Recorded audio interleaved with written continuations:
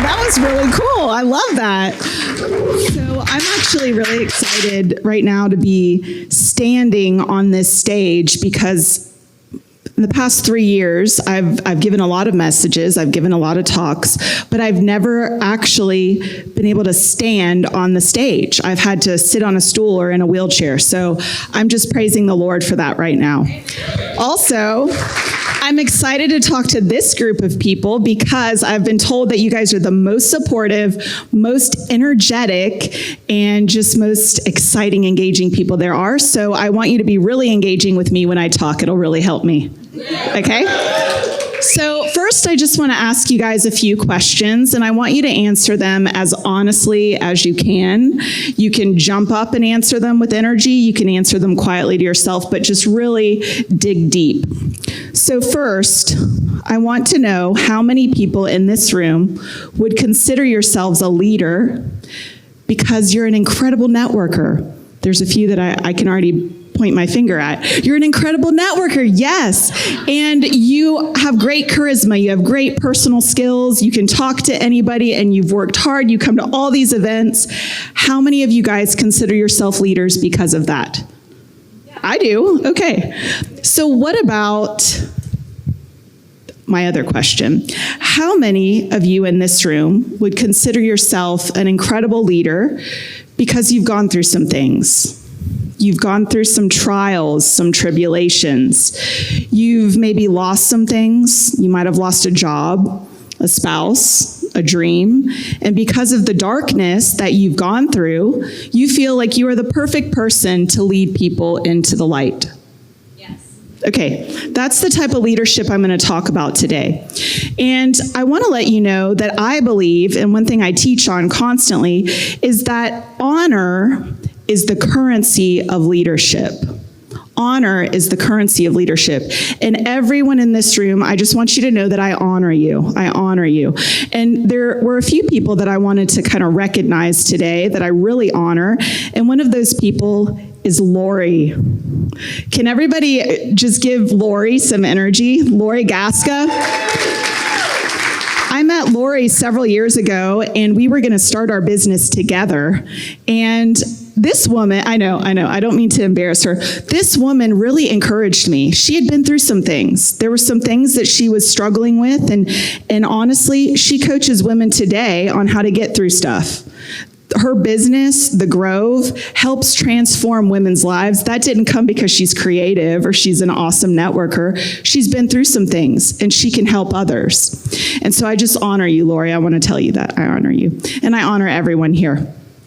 So my name is Dr. Ashley Prince. I grew up here in the Woodlands, Texas. I lived a very shiny life, beautiful home, went to the best private schools, was on the front row of church every single Sunday morning. But to be honest with you, my life wasn't really that glossy. At least my family life wasn't. My mom was an alcoholic, and every single day she woke up sick. All day she was sleepy, and at night, to be honest, she was scary. And at 6 years old, I went through my first supernatural experience. I am a Christian. I talk a lot about God. Hopefully that doesn't offend anyone here. We're in a church, so. But I had my first supernatural experience. I'm 6 years old. I'm laying in my bed, and all of a sudden I hear a crash in the kitchen, and I come scurrying out, and I see my mom on the floor, blood everywhere, glass all over the floor, and she says, "Go back to bed. Go back to bed." And I scurry into my bedroom, and I tuck my sheets over my head like this. And I just wanted the breath to stop. At 6 years old, I remember this. I just wanted the breath to stop. And I held the sheets there as hard and as long as I could until I couldn't take another breath. And I called out to the name, the only person that I felt could rescue me.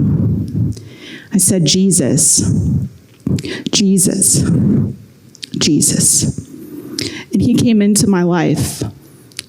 And in that moment, he became my best friend. He walked with me through my childhood. He was with me in every moment. He was with me when my parents found me in a coma in my closet, diagnosed with type 1 diabetes. He was with me when my parents were getting divorced. He was with me when we got a call from my grandparents' care staff telling us they were dying and we would have to come and take care of them. And he was with me when I held my grandmother in my arms as she breathed her last breath. And in that moment, a 16-year-old little girl, I felt conflicted. I felt like I just wanted to be used. And so I cried out to my Creator and I said, God, would you please use me? 16, use me, Lord. Use my life.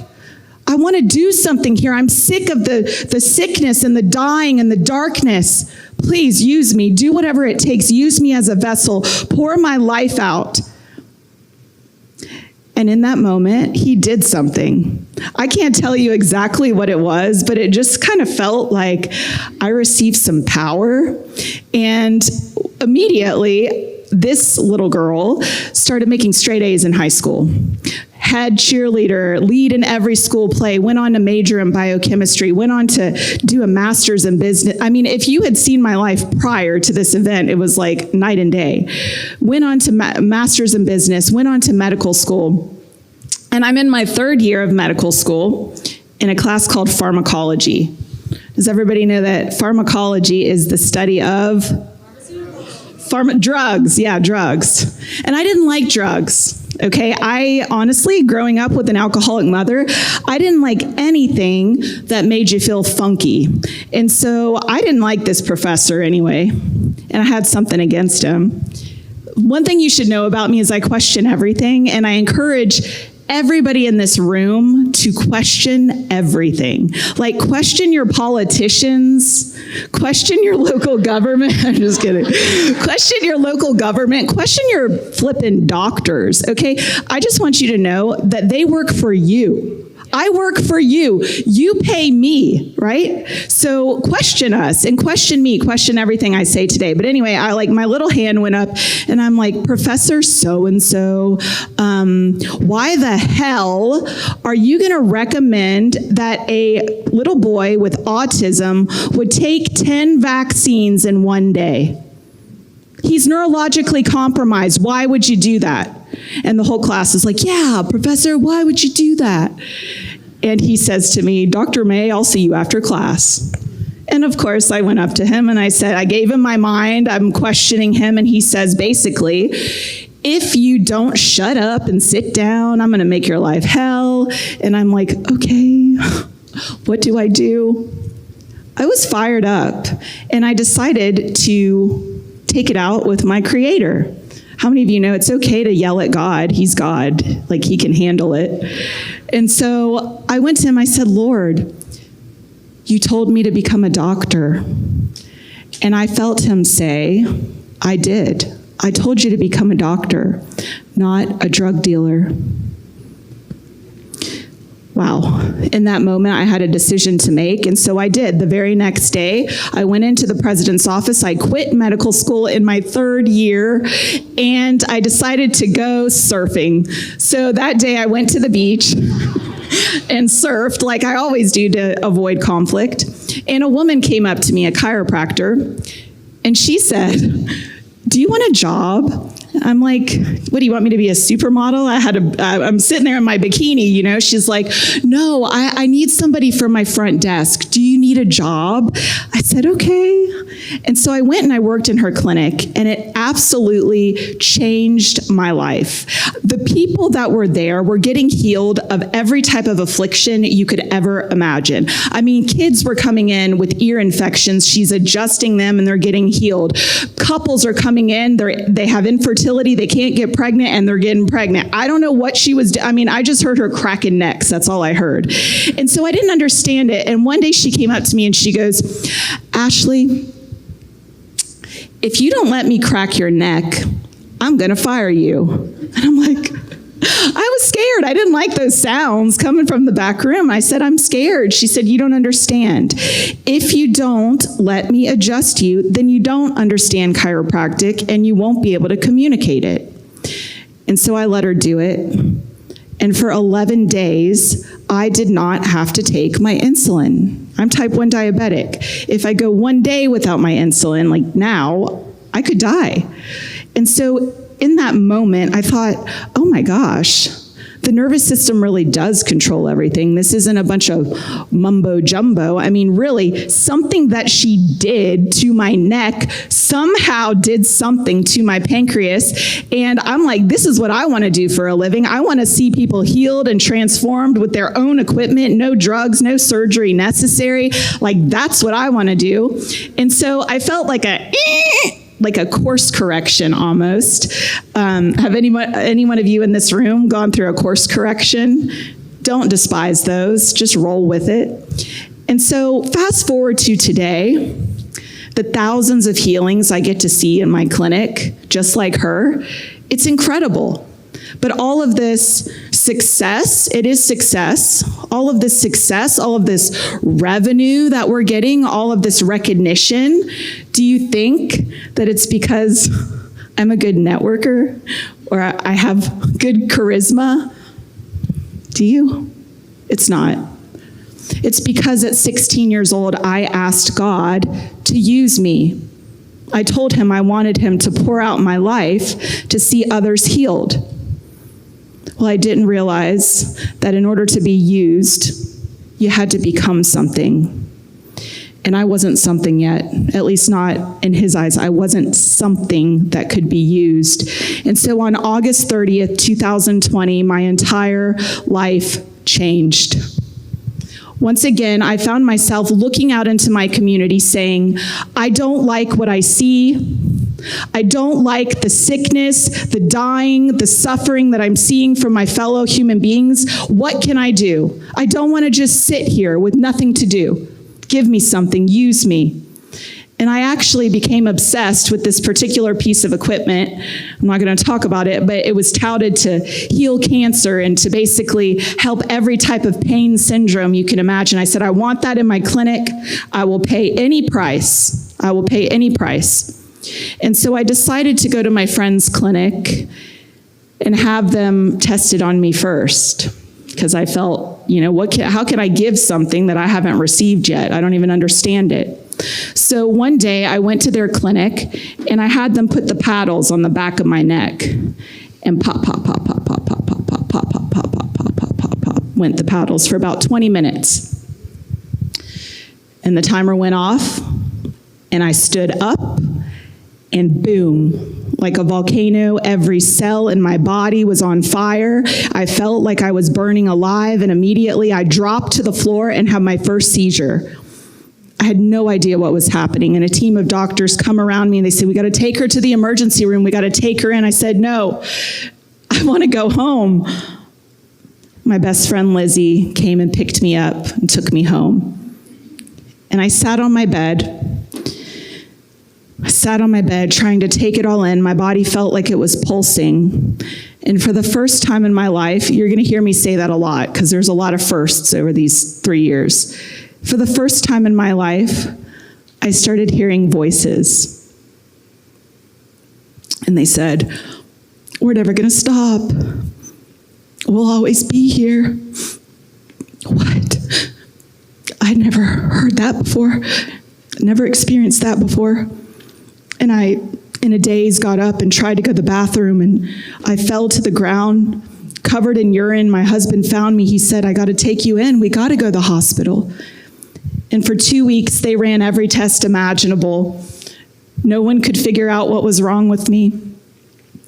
And after those 2 weeks, they gave me a prescription, and they said, okay, here's your mood pill, and follow up with a psychiatrist. And I said, I don't want to take the medicine, but what other choice did I have? I had no other choice. And so I took the medication every day, 3 times a day, and the symptoms continued. They did not stop. The medicine did not help. And every single day, 8 to 10 hours a night, I would hear voices. I would hallucinate. I would lose bladder, bowel control, nausea, vomiting, all the things, body tremors and convulsions, passing out, which virtually led to seizures. I was hospitalized 15 times. No one knew what was happening to me. And also, at the same time, just know that my personality was changing. I mean, I was becoming deeper and dark. I didn't know where I was going. I was becoming depressed and very tired. And one day I woke up and I walked into my little boys' room. They're 4 and 6 now, and I look at their little smiling faces, and they're like little angels, and I said, God, how can I look at their faces? How can I see this? And at the same time, want to end my life? Have you ever been there? Also, during this time, I want you to know I was struggling greatly, but every single day I woke up, I put a smile on my face, I couldn't drive, but I took care of my patients, and I did the job every single day. Have you ever been there? Where you're smiling, you have the glossy, polished suit on, you're checking the work, you're clocking in, you're doing the job, you're going home, you're making the dinner, you're tucking the kids into bed, you're kissing the spouse, and meanwhile, you feel like you're dying inside. Has anyone in here ever been there? That's where I was. And so my husband asked me not to share the next few moments, but I'll just tell you, I call my best friend Lizzie. I say, I need you to pick me up. There are butter knives in this house. There's Tylenol in here, and I don't feel safe. I need you to take me somewhere. And so she took me, Dr. Ashley Prince, to the psych ward. Nobody in here is perfect. And when I got there, they said to me, I'm still hearing voices at this time, and they say to me, this is not a psychiatric problem. This is a medical problem.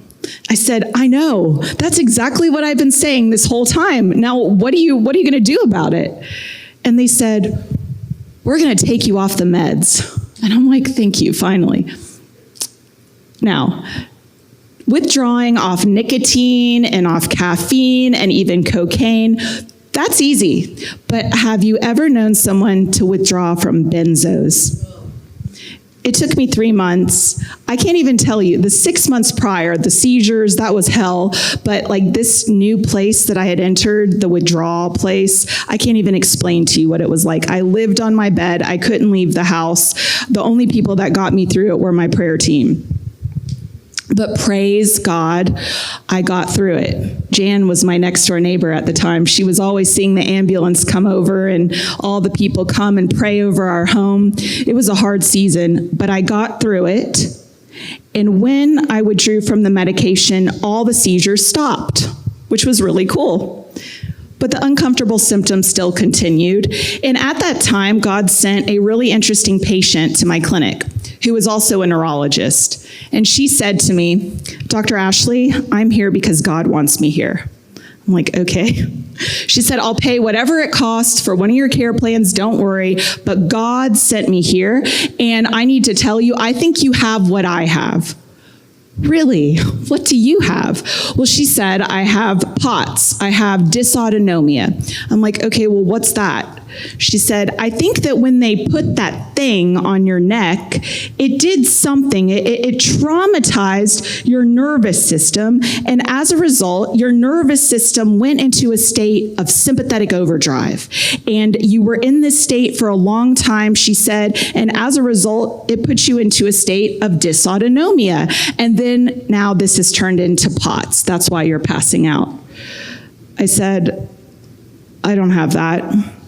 Nobody knows what I have. You don't know what I have. That's it. I rejected her. And for 1 year, I treated her. God had sent me a lifeboat, and I chose not to take it because of my pride. And I'll tell you, I wish I had. The next few months were interesting. I decided to continue to treat her as a patient. Meanwhile, I didn't want any advice from any other doctors. I refused to go to the doctors, and my symptoms continued. And I said, you know what?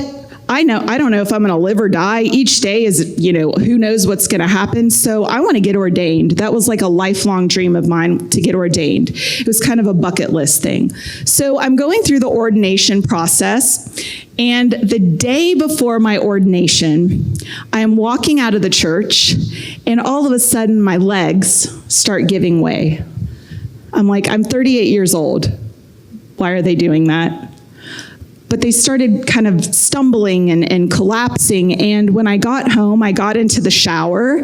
And when I came out, I fall on the ground and I try to get up and my legs won't work. I am paralyzed. So once again, my husband finds me in the bedroom and rescues me like he always does and takes me to the hospital, where they did a battery of tests on me. Every test, once again, imaginable. And the doctor looks me in the eyes and he goes, Dr. Prince, you are paralyzed.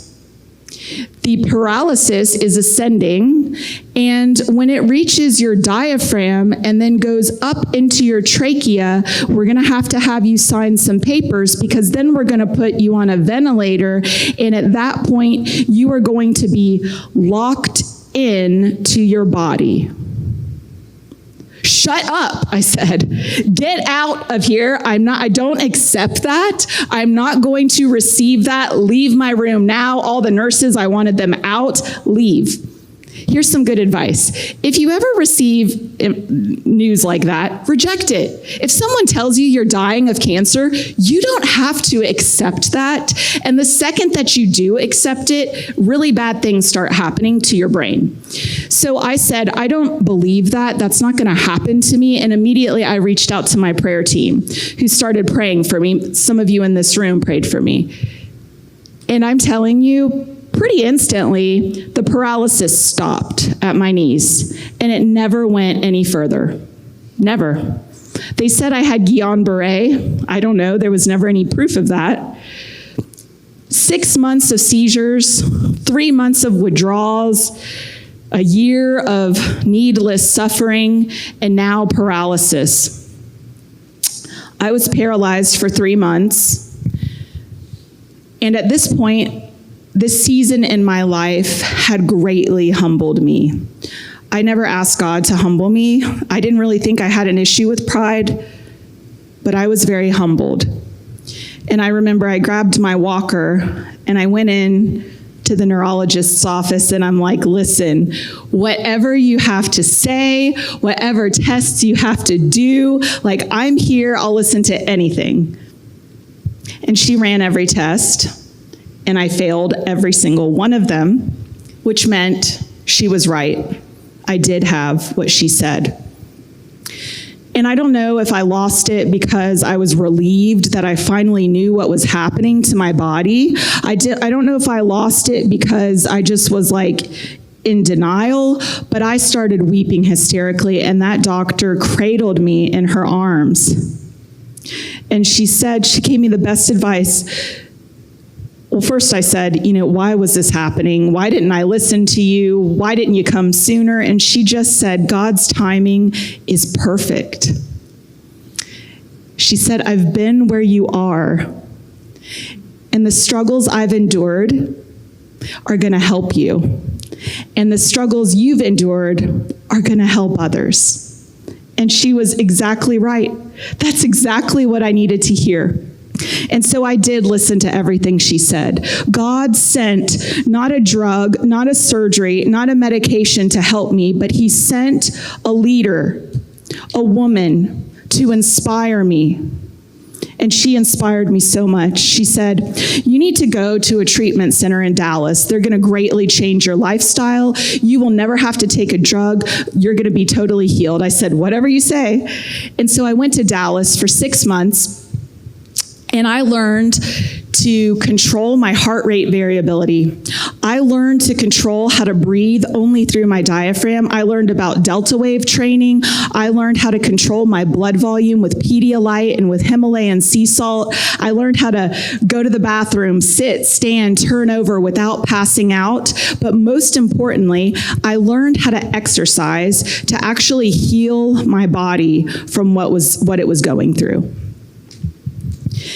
Once again, all because of her. My question to you is, do you think it's a coincidence that a nervous system doctor would endure such a nervous system wrecking disease? Do you think it's a coincidence that God then sent thousands of patients to my clinic who were struggling with the same nervous system issues, primarily because they were infected by COVID-19? COVID-19 wrecks your nervous system. It is a pathogen. It's actually not a virus. It's a pathogen. It was created. But that's why our nervous system doesn't recognize it. And so when it gets into the nervous system, one of the first things it does is it attacks the amygdala. I didn't even know I was going to talk about this today, but I'm going to go for it. It attacks the amygdala. That's why 90% of my patients will complain of anxiety, of panic, of impending doom. Why? Because that pathogen is attacking the fear center part of their brain. As it travels further up the brainstem, it goes to the olfactory bulb. What's the olfactory bulb? It's the smell center part of the brain. That's why you lose your smell when you have COVID. Has nothing to do with your nose. You can shove whatever you want up there. It doesn't do anything. And as the pathogen goes further up, it attacks the optic nerve. If it attacks the optic nerve, it's going to cause unrelenting migraine headaches, headaches that never go away, blurred vision, and these people want to end their life.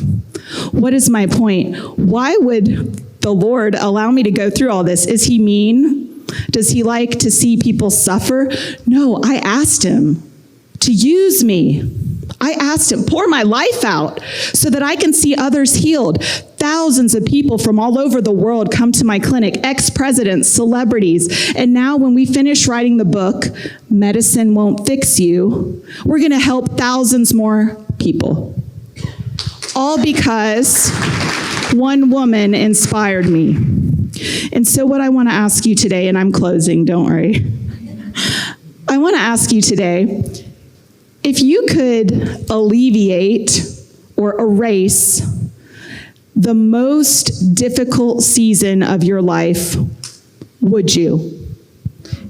If I asked you today, I mean, honestly, if you could erase it, if you could totally erase it from your life, would you? Or would you say, Dr. Ashley, that event, that season is what made me who I am today. It's why I have influence. It's why I have a platform. It's why I'm writing books. That's why. And no, I would never wish it away. That's what I'm going to say. And some of you in this room are in that season right now. Some of you are struggling. I don't know who you are. I really can't see. But I just want to tell you, if that's you, if you are struggling right now, you're a soldier on the front lines of battle. And soldiers on the front lines get hit the hardest. I don't want to be a soldier on the back lines that never sees any action. Do you?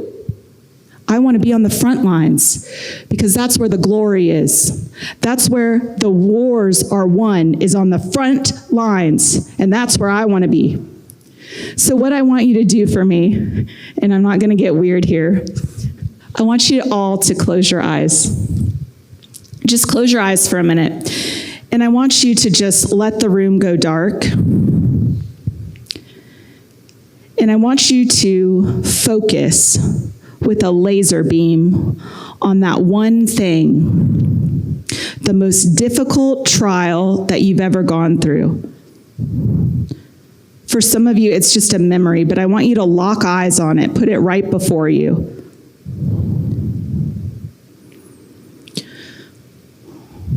For some of you, it's a person. For some of you, it's an addiction. Yeah. And I just want you to hold it there. And I want you to point your finger. Everybody just point your finger. If you see what I'm talking about, point your finger at it and hold it right there. And I want you all to say out loud, I'm going to use you. I'm going to use you to see others set free. I'm going to use you to see others set free. That's what we're going to do, guys. We're going to use our struggles. We're going to use our trials and our tribulations to see others set free. And I want to pray a blessing over you. Lord, would you use each person in this room? Would you make each person in here a spark? And God, together, let each spark ignite into a massive flame. And let us be a room of inspired leaders that would inspire others to see their freedom. Let us not sit down quiet, never saying a word, never questioning anything. No, God, let us be flames of fire that impact our community for the greater good. God bless you. Amen.